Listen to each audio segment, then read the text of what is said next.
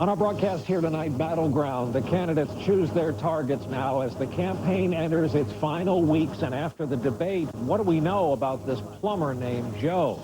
Tight money, mortgage rates jump, home prices drop. Some are asking if this is what a recession looks like. Running mate, the unconventional political spouse that she calls the first dude, will meet Sarah Palin's husband, Todd.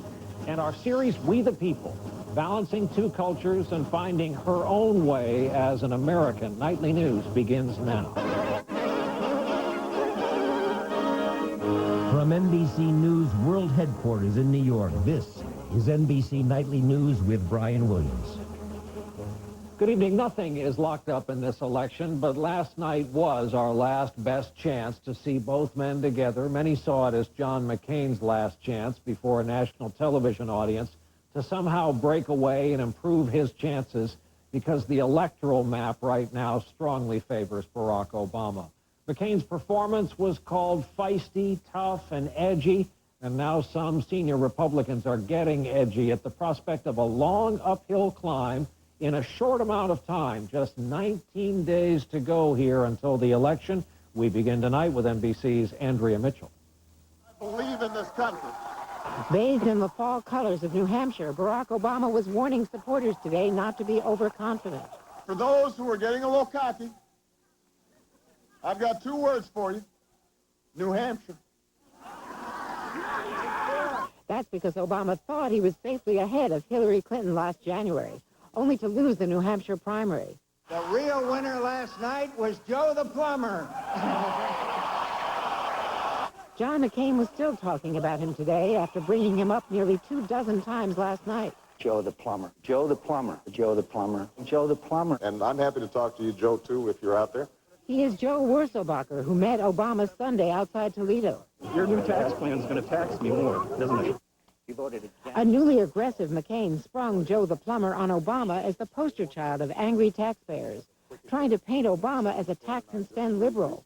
Joe, I want to tell you, I'll not only help that you buy that business that you worked your whole life for, and I'll keep your taxes low. But an internal campaign memo showed that even McCain's own focus group didn't buy it. By most accounts, McCain's best zinger of the night. Senator Obama, I am not President Bush. If you wanted to run against President Bush, you should have run 4 years ago. On tax policy, on energy policy, on spending priorities, you have been a vigorous supporter of President Bush. McCain was hot while Obama remained cool, trying to pick off undecided independent voters by focusing on the economy, health care, tax cuts, and charter schools, and abortion. In one of their sharpest contrasts, Obama would preserve an exception for the health of the mother when banning late-term abortions. As long as there's an exception for the mother's health and life. I mean, he's health of the mother. You know, that's been stretched by the pro-abortion movement in America to mean almost anything. The candidates will now campaign flat out, but McCain faces a greater challenge, spending valuable time and money defending states he has counted on winning, while Obama tries to expand his electoral map.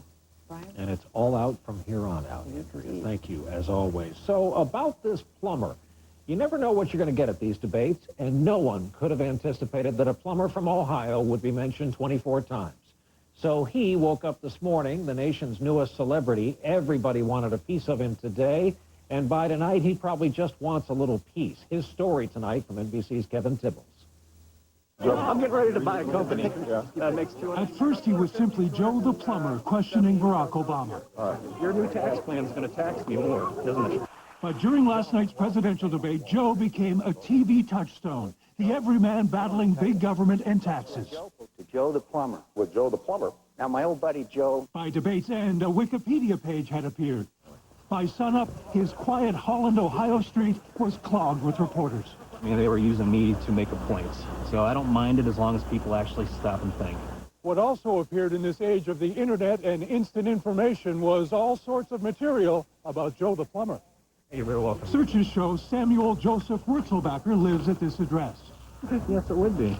Samuel J. Wurzelbacher is registered, but Joe Wurzelbacher is not. The Ohio Construction Industry Licensing Board says there is no certified plumber with that name in the state.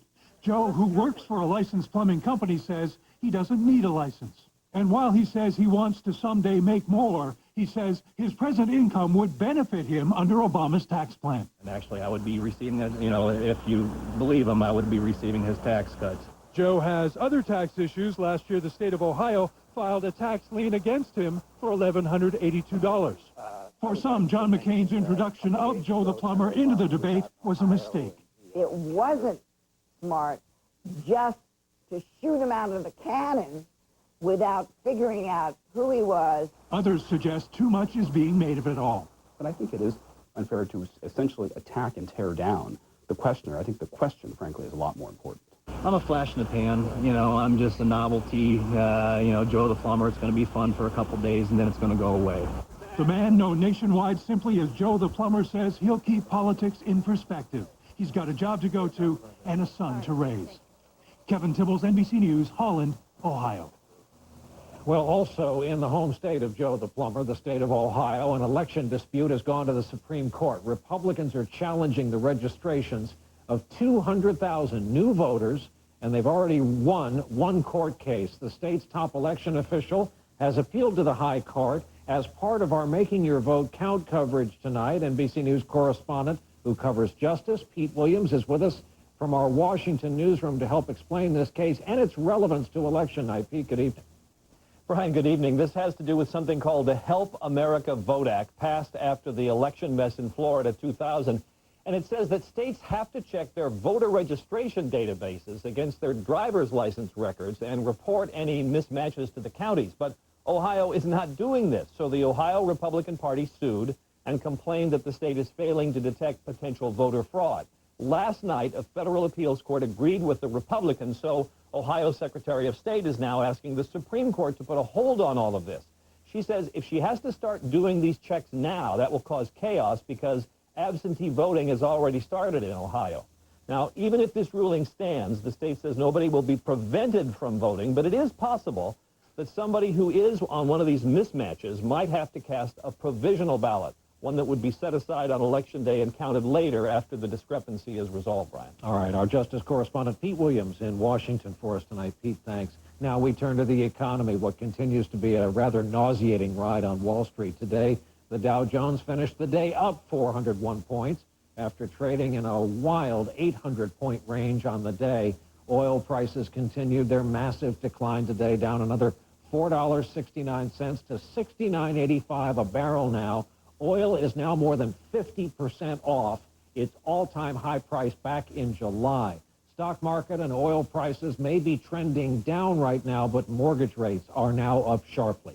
Biggest weekly jump in more than 2 decades. It's putting more pressure on the already depressed housing market across the U.S. Even as the experts point out, housing is the issue in this financial crisis. Our report from NBC's Tom Costello. Just as the country desperately needs home buyers to help lift real estate prices, more bad news. 30-year mortgage rates are suddenly jumping, now averaging 6.74% compared with 6.2% last week. That means a $200,000 loan would carry a $1,296 monthly payment compared with $1,225 last week. The intensification of the credit crunch helped drive mortgage rates higher, but ironically, so too did the government's efforts to stem the credit crunch. In hard-hit Orange County, California, real estate agent Colleen Pastana says the tight lending requirements make it difficult just to close a deal. There are so many more hoops that buyers, their agents, everyone has to jump through now, and it's really an uncertain time and an uncertain market. And across the nation, home prices have dropped 19% from their peak. But even more dramatic in individual cities, down 10% in New York, down 22% in Washington, D.C., down 26% in Tampa, down 28% in San Francisco, and down 34% in Las Vegas. Many analysts say prices are still too high. As a result, I think home prices are going to continue to fall, being pressured by the additional foreclosures that are still to come. After foreclosure rates jumped 50 to 60% earlier this year, in August the rate slowed, up 27% over August of 07. In Nevada, 1 in 91 households was in foreclosure. In California, 1 in 130. In Arizona, 1 in 182. While Michigan, Georgia, Ohio, and Colorado have also been hit hard, they recorded a decline in foreclosure activity. In Laurel, Maryland, Jason Papanikolas is on the brink of foreclosure. After losing his job, he's struggling to pay the $300,000 mortgage. The house is worth far less than we paid for it, and probably less than the mortgage is even worth. Now, the head of the agency that insures the nation's banks says she's frustrated that more isn't being done to help homeowners who are upside down on their mortgages. And what no one can say is how long this housing crisis will last. Tom Costello, NBC News, Washington. One more thing on the economy. The Social Security Administration said today next year's cost of living adjustment will be the largest in 27 years. The adjustment will boost Social Security payments by 5.8%. That'll mean an extra $63 a month for the average retiree in this country at a time when everybody agrees every little bit counts in this economy. When our broadcast continues here on a Thursday night, Governor Sarah Palin's husband, Todd, different kind of political spouse in the spotlight these days. And later, a young woman balancing different traditions, coming up with her own way, part of our series, We the People. The answer's from Mom. When your sinuses are blocked with pressure and congestion, everything seems harder. Rush.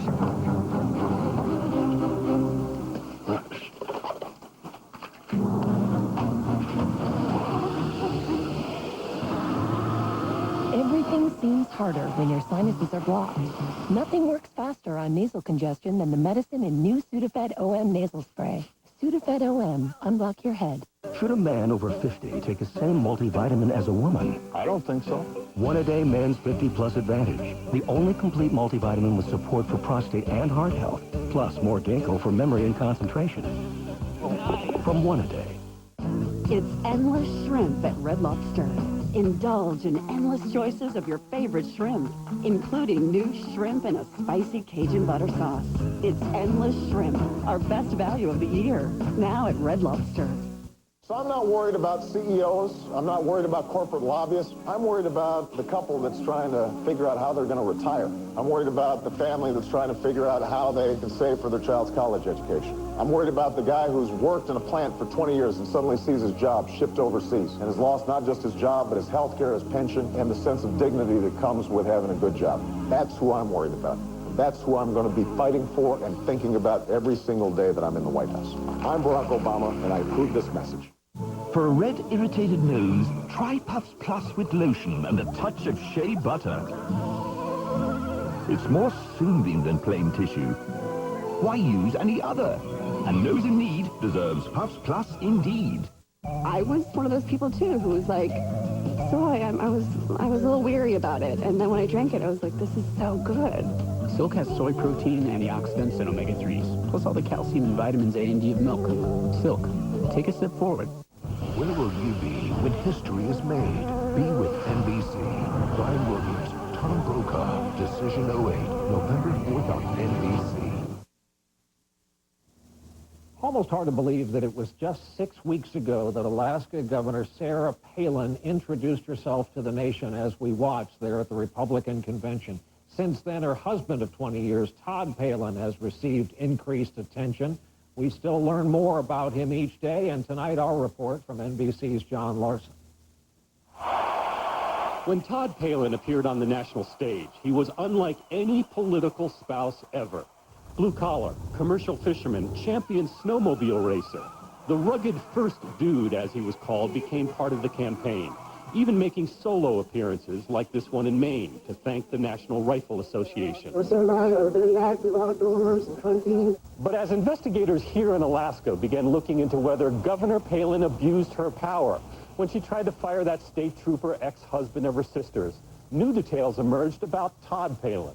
State employees testified he had significant influence on government affairs, that he occupied the governor's office at least half the time. He would just be sitting along the wall along with all the other staffers. Did it seem odd to you? It did. In fact, in this, his first nationally televised interview, Walter Monaghan, the Alaska Public Safety Commissioner fired in what has become known as Troopergate, told NBC News Todd attended the governor's closed cabinet meetings. Did you ever voice it, say what's up with it? No. How come? Well, it's my boss's husband. And what could I do to challenge that?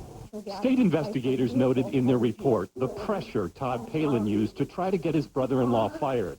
and that Governor Palin's firing of Monaghan, who resisted that pressure, was an abuse of power, though she did not break any laws. I'd die for her, but I won't lie for her.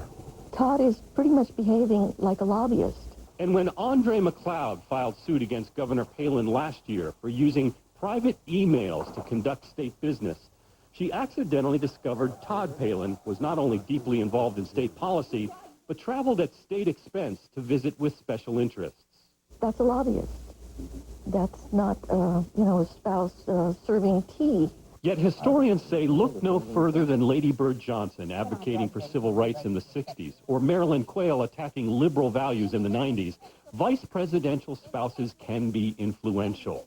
The only difference this time, he is a him. John Larson, NBC News, Anchorage. Poignant story out of England today. It involves the Titanic and the modern-day, often crippling cost of health care. The legendary shipwreck almost a century ago killed 1,500 people. Of the more than 700 survivors, Milvina Dean is the only one still alive. She was just 2 months old when the ship went down. She's now 96. She's in poor health, and she's been forced to sell her last remaining mementos of that night in order to pay for her health care, including some paintings, the suitcase that once carried clothes given to her by the people of New York after her rescue, and her paperwork from the White Star shipping line. The auction is this coming Saturday. The actress Edie Adams is gone. We learned today of her death in Hollywood, and memories of her work may depend a lot on your age. She was known best for her Muriel cigar ads and the tagline that was so racy for its time. Why don't you pick one up and smoke it sometime? More than that, she was a Juilliard graduate. She married the comic Ernie Kovacs and often starred with him.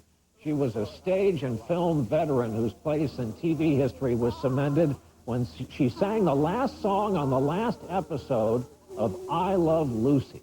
Edie Adams was 81. We're back here in a moment, including our road trip across the country.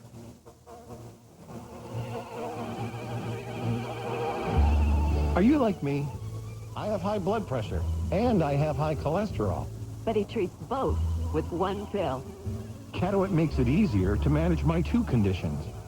Catawit contains two proven medicines, one for lowering high blood pressure, the other for lowering high cholesterol, combined in one pill. Catawit. That works for me. Catawit is one of many treatment options, in addition to diet and exercise that he discussed with his doctor. Catawit is not for everyone. It's not for people with liver problems and women who are nursing, pregnant, or may become pregnant.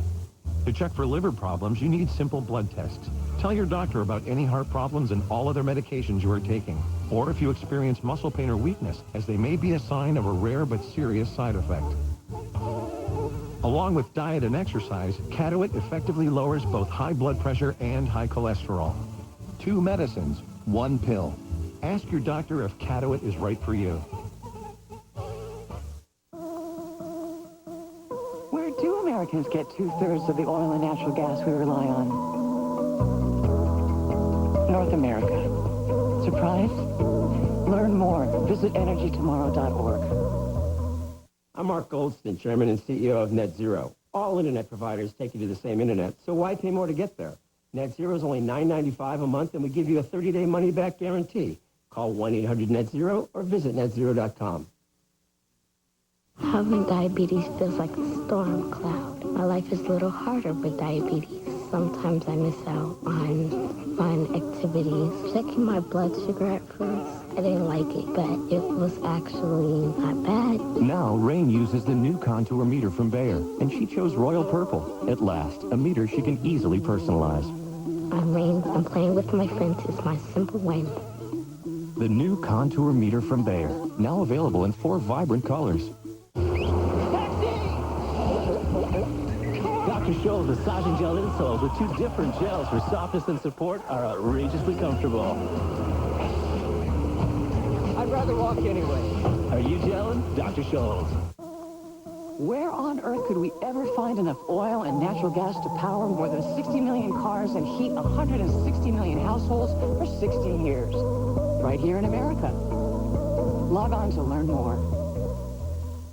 Tomorrow, this woman followed every piece of Oprah's advice for an entire year. Living La Vida Oprah. Tomorrow on Today on NBC. We are back with more on the economy tonight. Our digital journalism team reports from Des Moines, Iowa, where the effects of the financial crisis are being felt much in the same way they are everywhere else. And the key word in the heartland seems to be caution. With tonight's digital dispatch, here's our own Mara Schiavocampo. On this early fall evening in Des Moines, we found Sherry and Joe DeGroat at their son's flag football practice. He's a commercial roofer, she's an interior designer, and they feel like they're watching the financial crisis from the sidelines, too. We are somewhat insulated. It doesn't seem to affect us as quickly or as drastically as it does on the coast. Their biggest loss so far? Confidence. Is that something that you guys are seeing as a family? Yeah, we have to, we discuss everything before we make decisions on it. When, not so long ago, we would just buy it. Practically everyone we spoke to in this community told us they're not spending as much simply because they're nervous about the economy. Conversations at home are just much more sobering. Katina Gass is a mother of two. She has started looking for deals on groceries. They were 75 cents off, so I actually cut them and went to the store and used them for once. So. Have you ever clipped coupons before? No. We've all got a certain amount of money to spend, but I think they're thinking twice of how much they spend or when they spend it or what they're spending it on.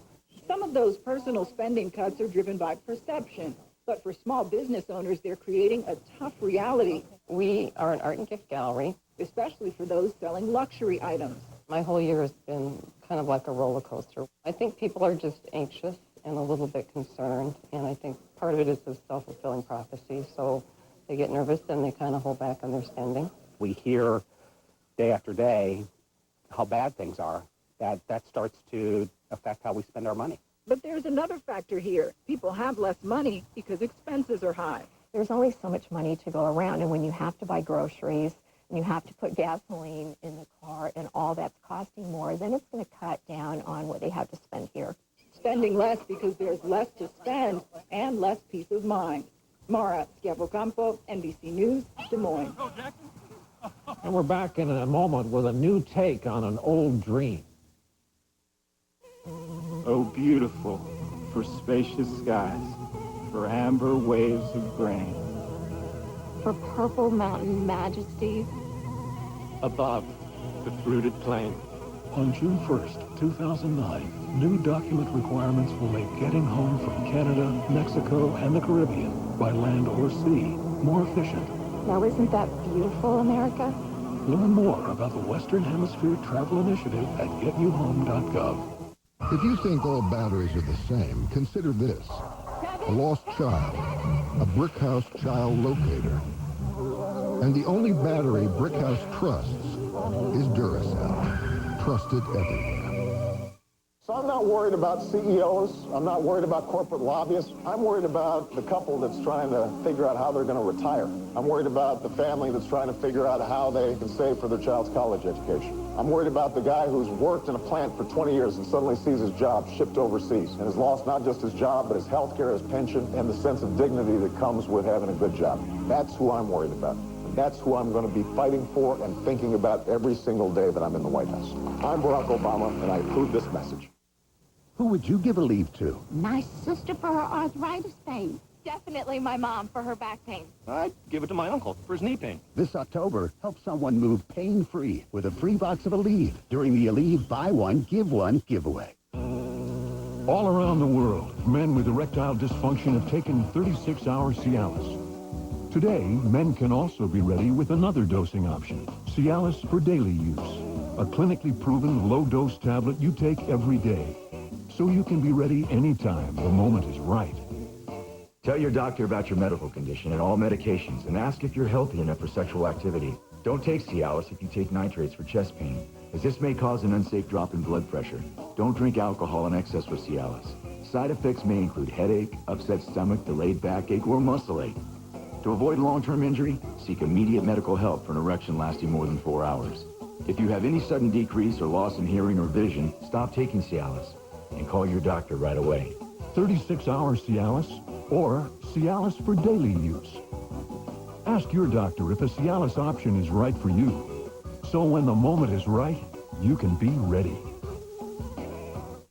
This is a KGW News Channel 8 update. Next, protesters angry over what they call cruel treatment hold signs outside the Oregon Zoo, what they want voters to know. Plus the crime trend that always takes off when the economy goes south.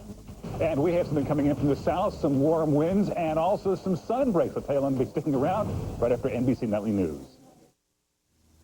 Finally, tonight, our series here this week, We the People. Throughout our history, this to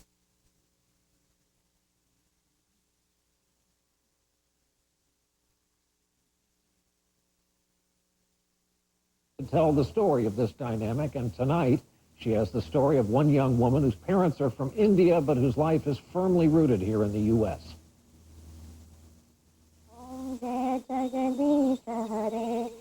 For Meera Patel, a typical day begins with prayer alongside her mom Yamini. The daughter of immigrants from India, Meera was born and raised just outside of Minneapolis, in a city that's more than 80% white.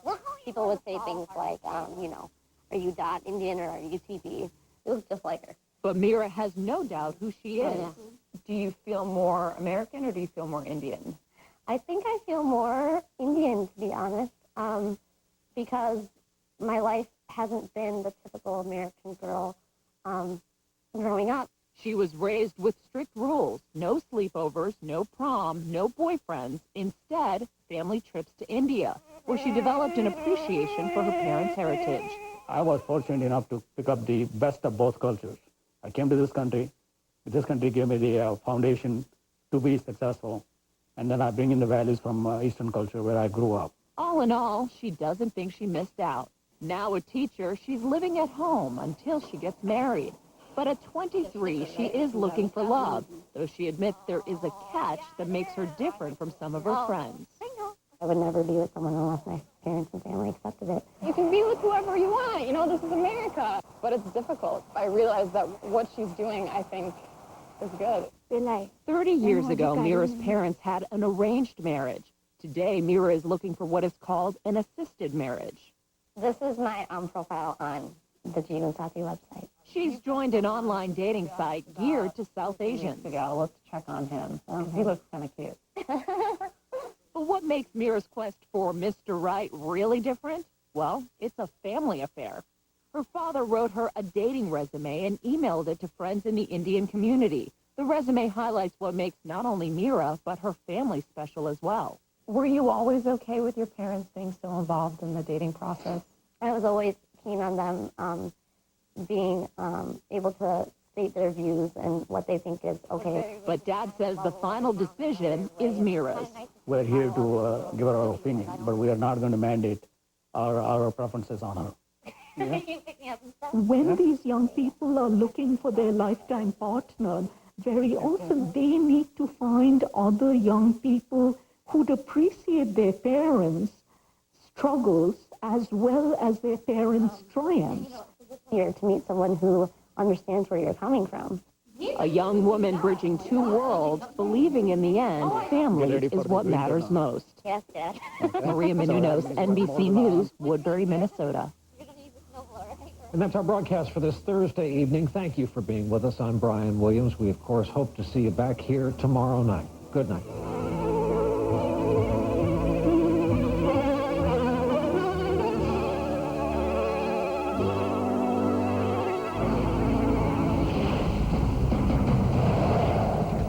Responsible? Should the homeowners hit by a landslide be the ones to pay for the cleanup, or should the city step in? I think we just need to have a little more balanced approach while still focusing on getting the site cleaned up. Hear from Commissioner Leonard about who's on the hook here and from neighbors helping neighbors.